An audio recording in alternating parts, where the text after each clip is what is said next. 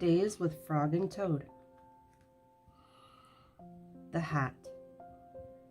On Toad's birthday, Frog gave him a hat. Toad was delighted. "Happy birthday," said Frog. Toad put the hat on. It fell down over his eyes. "I am sorry," said Frog. "That hat is much too big for you. I'll give you something else."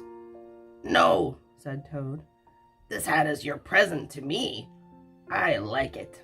I will wear it the way it is." Frog and Toad went for a walk. Toad tripped over a rock. He bumped into a tree. He fell in a hole. "Frog," said Toad, "I can't see anything. I'll not be able to wear your beautiful present.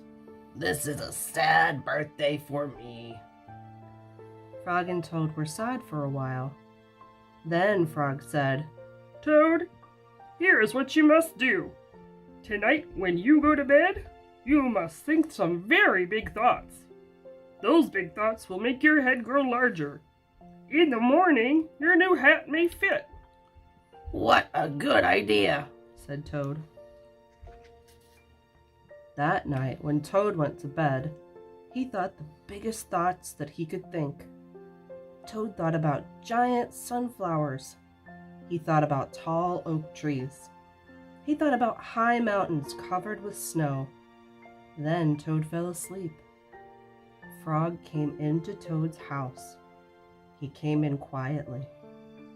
Frog found the hat and took it to his house. Frog poured some water on the hat. He put the hat in a warm place to dry. It began to shrink. The hat grew smaller and smaller. Frog went back to Toad's house. Toad was still fast asleep. Frog put the hat back on the hook where he found it. When Toad woke up in the morning, he put the hat on his head. It was just the right size.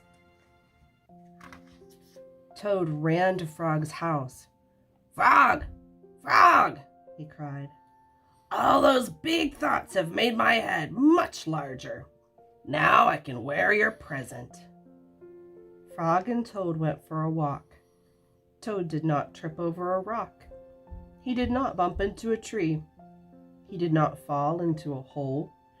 It turned out to be a very pleasant day after Toad's birthday.